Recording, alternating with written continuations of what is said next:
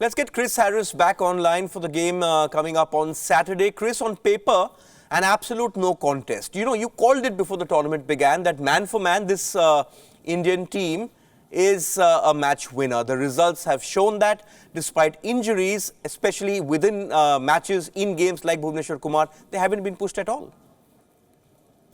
No, they haven't, and that's the real strength of this Indian side. It's the whole 15 that are there, and you know, you look at the players that aren't playing. We've talked about Jadeja, Shami. They've got so many great players on the bench, and that's their strength, because you know if any of those players come in, that they're dependable, they're consistent, they've got experience, and if they are required, they're going to come in and do a good job. At the moment, it's very difficult to get in this side because the guys that are playing are doing a tremendous job, and that's what you want. What's going to be really interesting for me coming up, I think they will give some other players an opportunity, because you just know how important it is through a World Cup or a tournament like this, that if you get an injury to a key player, it's so important that most of your players on the bench have at least a game or two under their belt, where you don't really want a situation where you have to bring in two new players in a semi-final. They haven't played in the tournament. So I think we'll see some players that haven't played so far in this tournament get some games coming up in the next couple. I think it's really important for their, once they get to that knockout stage, because they're pretty much there already in that semi-final stage. So it's really important that your whole squad has at least played a game.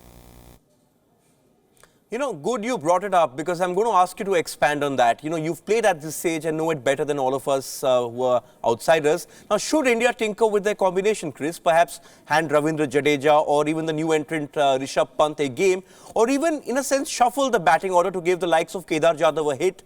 Or should they stick with their best side and go for the jugular? Get the 2 points, close in on the semis. Look, there's really good arguments for both of those techniques, if you like. If it was me, I'd like to give some other players some experience, because, as I said, not necessarily meaning that you're trialling them or you're seeing how they're going because they're in a semi-final spot. I think if everybody's fit, I feel India have settled on the way they're going to go if they've got that opportunity. Now, the reason that I want to play some other players, as I said, that have currently not played, is because, as we've seen, injuries can be one game away.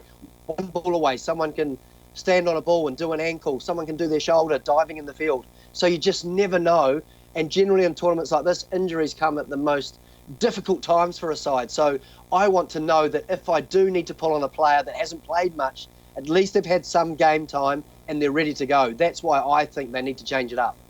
Okay, let's see how the Indian team management responds to that suggestion from Chris Harris. Now, Chris, how do Afghanistan recover from that mauling at the hands of England? Because already there is talk of team dynamics taking a beating. The coach has said that the decision to remove Asghar Afghan as captain wrecked the campaign. They were supposed to be a breath of fresh air in this tournament.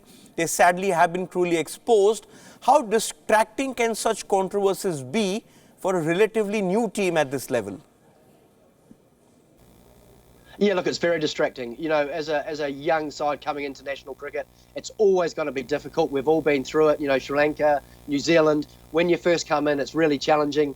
And look, early on in your tenure, if you like, in international cricket, it's going to be hard work, and you are going to struggle, and you are going to get beaten comfortably on numerous occasions, as they have been.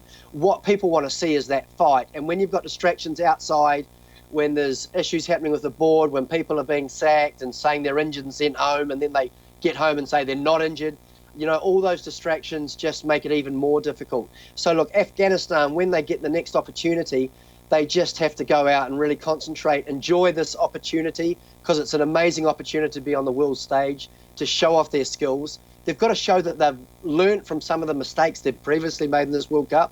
The first thing I think they can do, and I don't think it's going to take that much to improve, is in their fielding. Their fielding has really let them down.